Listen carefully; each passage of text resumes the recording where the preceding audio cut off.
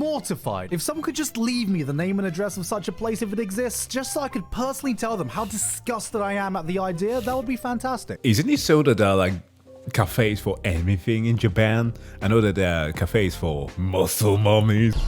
Hey! Is this heaven? Men's got fetishes, okay. Ladies and gentlemen, anime is fucking back. How's it going, folks? Jack here. So today I'll be checking out a video from Gigguk on the spring anime of 2023. Now, I do not know what they have to do with Homelander and or Darman, but I did see Mashal as well as Heavenly Delusion there on the thumbnail, and I am pumped for this. Those are two of my favorite animes right now, so I'm hyped. Every season, it just feels like we're getting more and more anime being released. Last winter had more shows than I ever remember in a single season, and out of the insane choice of 54 shows to pick from, I watched a total of 2 shows from Japan and 1 from hell. More quantity doesn't necessarily mean we are getting more quality. Is what I would be saying if it wasn't spring 2023, baby! Just what is going on this season? We got this show, and this show, and this show. Oh god, this show looks good too. Wait, Oshinoko became the top rated anime with just a single episode? There's more Gundam, there's more Magasprite, more Radiant Kids, my girl Megamin is back! There's even the best fantasy of all time airing? Demon Slayer? The season is so stacked. There's even an isekai I'm not gonna watch. I'm not even gonna give it an episode. There's just too many shows to get through. You see, I'm just gonna X out and put on another show. Just watch. I'm gonna do it. I'm doing it. God fucking damn it. Fucking my show! Also, Hell's Paradise is surprisingly good. I thought that it was going to be a little bit too Demon Slayer-like, but not at all.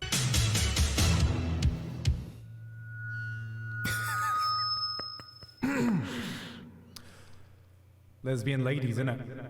Yep.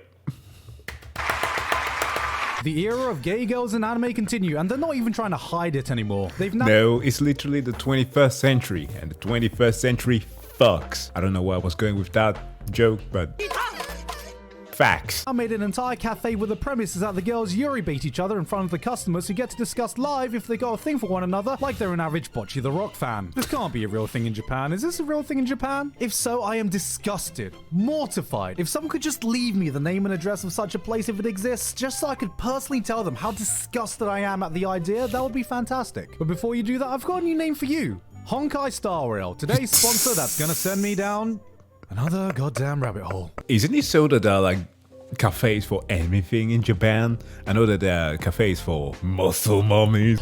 Hey! Is this heaven? Men's got fetishes, okay. And sponsor aside, being real for a second here, guys. I've been so hyped for this game to come out for months! This is a brand new free-to-play RPG developed by Hoyoverse, the makers of Genshin Impact, so you know I was gonna be all over this. But even not knowing that, Honkai Star Rail is a new fun and addicting multi-platform game that you can play anywhere, anytime. Whether it be on your phone, PC, this game is absolutely gorgeous with cutscenes and combat looking like something right out of a big-budget animated feature. I see Hoyoverse have been spending my Primo gems wisely. In the game, Trailblazers can experience the joys of perusing sci-fi masterpieces and explore the meticulously constructed sci-fi world through multiple side stories and rich in-game lore. There are many powers and races that come together in the sci-fi epic across the vast universe, and it's all here waiting for you. Meet with tons of potential waifus and husbandos, listen to their tables, develop their ability to fight, create a formidable team, and embark on an epic space journey adventure. Who knows, you might even come across a familiar sounding NPC. That's right, me and the Trash Jason voice have joined the Honkai Star Rail roster by voicing a few characters. That's cool. So, be on the lookout on your first playthrough. Also, I'm going to be a judge for Honkai Star Rail's first ever creator competition, so look forward to more news about that soon. So, what are you waiting for? I like how that picture before actually made Joey look small. Or at least in comparison to the other guys. He's like hella tall. Download the game today via the link in the description and get an extra 50 Stellar Jades using the redemption code on screen. Thank you to Honkai Star Rail for sponsoring me today, and with that said, back to the video. No. No. Alright, I'm all for some turn your brain off trashy wish fulfillment anime, but what is this? Chubby kid gets bullied and beaten up, finds a door to another world, gets ripped overnight, starts high school the next day, suddenly becomes the popular kid, the bullies don't believe it, a hot rich girl suddenly shows up and asks him to enroll in some prestigious school, goes— Hold on, is this Luxem? I don't know how many of you actually do read manhwas, but you should definitely read manhwas. While the premise isn't exactly the same, Luxem has a thing here, but just where the guy gets another body. Goes on some dates, becomes a model, some princess proposes to him, and as the cherry on top, he gets to rub it in his bullies' faces. This isn't an anime. This is a fucking Darman video. Oh. Even by isekai standards, this is such a shameless That's where power he come fantasy that from. it makes all that happen look like a trusted news source. Good thing I'm above this kind of thing. What's this? A gamer who's hot, dresses well, interacts with girls, and touches grass? Now I'm a gamer. Not because I have a lot, but because I jeez. choose to have many. And this kind of representation is just setting Not the cringe unrealistic beauty again. standards for us average gamers. This one's cute actually. It finally feels like we're getting more old school shoujo romances with a female lead, but god damn, is this girl a hot mess? A girl so painfully desperate for love gets broken up with, trauma dumps on some random strangers, starts obsessing over her scumbag ex, gets blackout drunk with a guy she doesn't know and throws up in his apartment, plans some dumb revenge scheme, shows up unannounced intoxicated. My boy just wants to play some goddamn League of Legends. I don't know how, guys, but it happened. We found a girl more cringe than a gamer. Who slept with the most people? Hey, I'm trying to sleep with everyone on my dorm floor. Do you want to go back to my place? Jesus Christ, these cut videos, I've watched like 3 of those before. There was like a dude that has like more than 1,000 bodies. Why? Did And that it work? worked. Oh my god.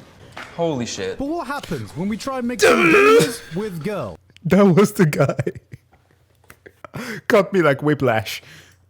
That's right, gamer girls. Honey, new neckbeard waifu has arrived. Introducing Hot One-san Gamer Girl. She doesn't go outside. She hates interacting with people. She's a gamer. Not because she doesn't have a shower, but because she chooses to smell God damn it, Gigguk, stop with that. like she doesn't have any. She just like me for real. Wait a minute. Addicted to soda, does nothing but play video games, relies on her underling for everything, transforms into this goddamn gremlin mode? Where have I Umaru-chan. seen this before? Oh no, go back, go back! What the hell?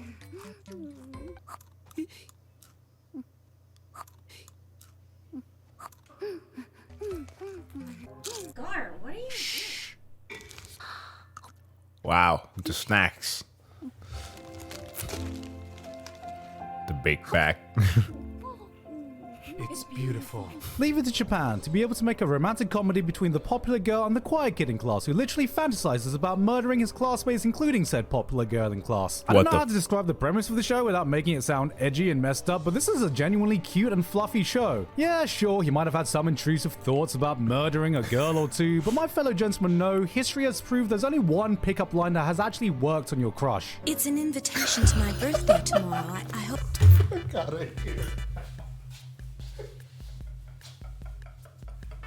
I don't know what the hell Japan is trying to do, and or fans, gamers, whatever.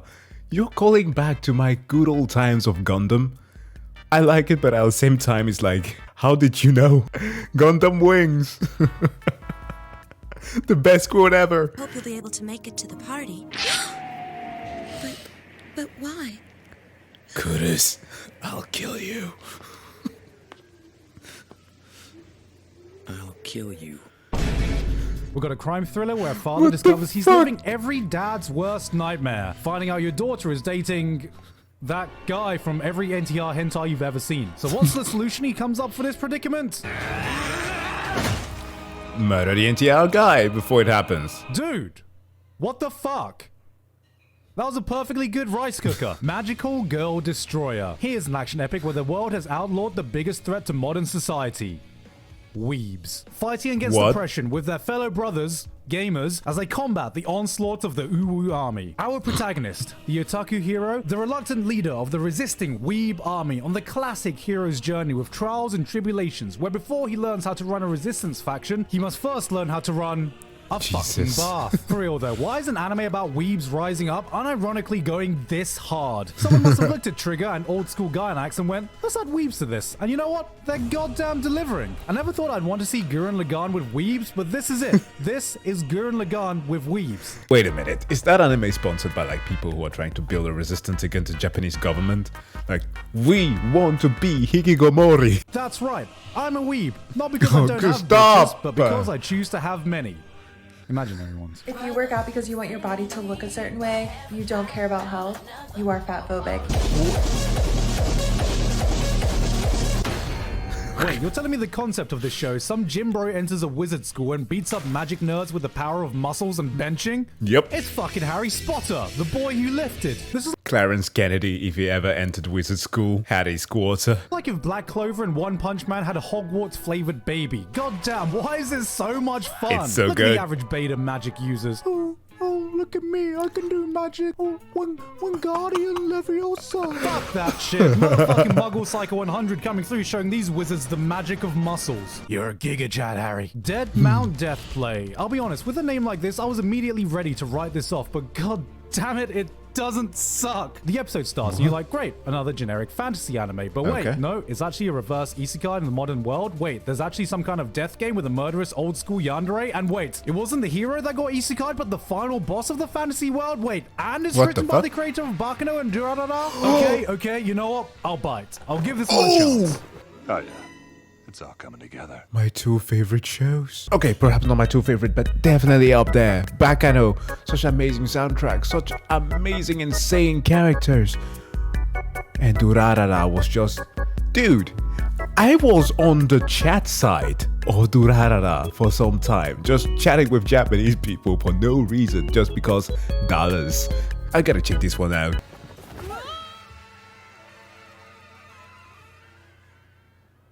Okay. All right, what's next? You know, I'm actually disappointed in this one. With a Kizuna Eye anime about some girls attending a VTubing academy, there was so much potential to make this an interesting exploration of the world of VTubing and streamers. How do you become a competent streamer? How do you get on the top of live stream fails? How do you craft the apology video that comes afterwards? But instead, they decided to make another bare bones generic idol show, and you know what? Do we really need another idol anime? Yeah, idols, baby. Let's go. This is the good shit.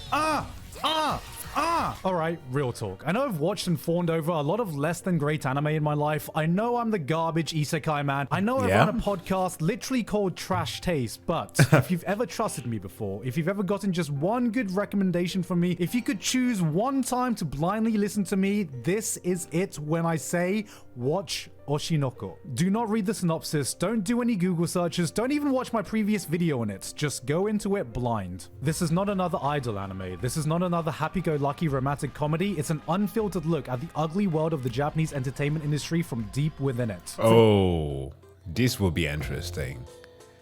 I haven't actually looked into the Japanese one. I know a lot from the Korean side because, again, I read manhwas and shit, and like I have some Korean friends who actually told me a lot about how the idol culture is over there. So I got into looking into it and it's actually fucking terrible. But I guess Japan is not too far behind. From idols to acting to YouTubers to frickin' cancel culture, it is Black Mirror for the modern influencer landscape. The hour and 20-minute long episode 1 will tell you everything you need to know about what you're getting into and whether this show will be for you. Yes, you heard that right. An hour and 20 minutes. That's not an episode, that's a freaking movie. But it shows how much expectations the studio put into this. This has the potential to match or even surpass Aka Akasaka's previous work of Kaguya-sama, and that is already an insanely high bar to meet. You might laugh, you might cry, you might even find yourself going, holy shit, but what I can promise is that it's an absolutely wild ride right from the start. And yet somehow, this isn't nearly the only thing I'm excited about this season. In the anime arms race of finding the next big shonen battle show, the millionth fantasy isekai, or another feel-good slice of life, Even if there are plenty of bangers in their respective categories, we can sometimes forget the excitement of seeing something new and fresh. But that's exactly what Tengoku Daimekyo is doing for me. We're thrust headfirst into some post-apocalyptic world. There's a closed-off facility with some kids, a deadly disease ravaging the population, whispers of doppelgangers that exist in the world. Some teenagers are searching for a place called heaven. Then on top of all this, nightmarish creatures wander the world at night, looking to pick off some unsuspecting prey. You have no idea what the rules are, what's happened. A gun gets pulled and people are like, mate, that's a toy gun. What are you doing? Today we're going to talk about how we can find out and how much we can find out. Who knows what they're capable of? Fuck around. How much do we want to find out? Is that even a real gun? The more you fuck around, the more you're going to find out. God damn, they found the fuck out! This is not a series that treats you like an idiot. We're not given any exposition or explanations. We have to And boy, do I like it. So many animes have this thing where like you can foreshadow how people are going to react.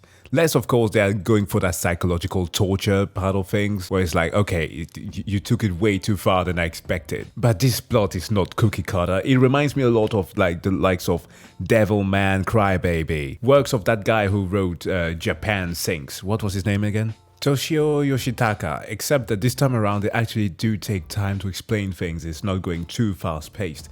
It's wonderful. I love this show. And also it's very episodic, like I find myself yearning for it like Deku in that first episode of My Hero Academia. Figure out bit by bit what's going on, what's happened here with the pieces we are slowly given. It's been a long time since I genuinely did not know what to expect from a show or where the story was going, and that is so goddamn exciting. Add on that almost movie level productions and a soundtrack by Chainsaw Man and Devilman Crybaby's Ushio Kensuke, and we have a recipe for the dark horse contender for one of the best shows this season. But you know what? The hype train doesn't even end there. Skip to Loafer is like if they made an anime adaptation of Journey's Don't Stop Believing, and is one of the most feel-good things to come out this spring. Okay. He works a bit on a tear recently of doing weirdo shit, so it's nice to see them doing something simple again and still hit it out of the park. They don't need some maids warring in Akihabara or a Chinese general being reincarnated to Shibuya. This time it's just the struggles of a small town girl moving to the big city and adjusting to daily life, and I am here for it. I genuinely haven't seen an anime that's made me feel this homely for a while. There's this authenticity to it I can't quite put my finger on, but every single second of this radiates a positive energy that will leave you beaming by the end of every episode. PA Works absolutely nailed it. Whatever That's it nice. is. Good animation, good characters, just good vibes all around. Speaking of vibes, we also have Insomniac's After School, or Not Degenerate Call of the Night. Sometimes you watch a show that just captivates you for no other reason other than you just vibe with it so goddamn hard, and that is Insomniac's After School in a nutshell. There's no cliche tropes, no overplayed archetypes, no dramatic plot lines, just two human characters finding a human connection, then discovering this pure joy of just hanging out together. Just the vibing. atmosphere. Perfect. The writing. Perfect. The music. Perfect. The good vibes. I've got to say, in all honesty, it's perfect. The show felt so genuine, it almost made me want to shed a tear. It made me nostalgic for situations I've never experienced. Yearn for my teenage years that I can never reclaim again. Beyond their shared common ground of having trouble sleeping, it's just a treat to find a pair of characters that have such amazing natural chemistry together, and you feel such a delight whenever they're both on screen. I've got a good feeling about this one, guys. I'm telling you, this one's gonna be the sleeper hit of the season. Gay girls. Alright, that's enough good shows this season. There must be some bad shows I can talk about. Oh, come on. This is not it. From one of Chainsaw Man's Tatsuki Fujimoto's assistant comes Hell's Paradise. A bunch of death row convicts get shipped off to a mysterious place where no one has ever come back from alive to bring back a mythical elixir of So life. good. And the prize if they're able to make it back. Yeah, right. I see. Think Suicide Squad meets Hunter x Hunter's Dark Continent arc. You got this mysterious world. Oh, where the that's a rules don't good make sense, comparison. and the more you explore, the more you realize everything and everyone seems to be hell-bent on killing you. Add to this some bloody action with a side of edginess, and you got a recipe for a good time. For us, I mean. Not these guys. I don't think this is going to revolutionize the industry or anything, but at the very least, it's going to be some violent, pretty-looking, action-packed fun with a bunch of larger-than-life characters. Fucking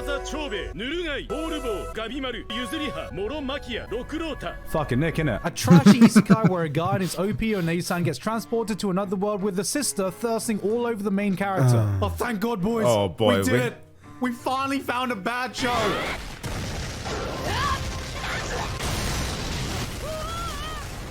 Why? Why does the incest-based sister isekai still look like it has good production values? I know. What's going on this season? 2-hit mom? 1-hit sister? What's next? 0-hit daughter animated by Studio Ufotable? Stop. What about this? The hero is already dead. Sounds like a generic fantasy. I'm sure it can't have anything cool. Oh, the music is good. God damn it. Is there anything I can drop this season? Fuck it. Let's add another one to my list. You know I'm a sucker for interesting isekai ideas, and this one's pretty unique. Son of a cult leader dies only to find himself reincarnated to a world where the concept of God doesn't exist. Nice. Me, after watching Inukai's dog, and it's up to him to start a new religion where his power levels directly correlate to how many followers he can get. Cause you know what? What if you were transported to a world without religion where you were the sole person that knew God existed? What if you were the only person who could hear God's voice and you knew it was your responsibility to bring their teaching upon the world for the greater good? Blue What seed. would happen if you found out that your almighty God was a lolly? Anime has officially gone too far. Wow, it's absolutely insane the amount of shows that are coming out, and while I do know that I may not have time to watch like not even a quarter of those, but I do know that while some will be set in Disney jail, since some of those are episodic, I can check out some others in the meantime. But guys, thank you so much for checking out this video. As always, please do go and subscribe to Gigguk, and if you liked the video, like and subscribe. With that said, wish you all to have a wonderful day. See you guys in the next one. Bye.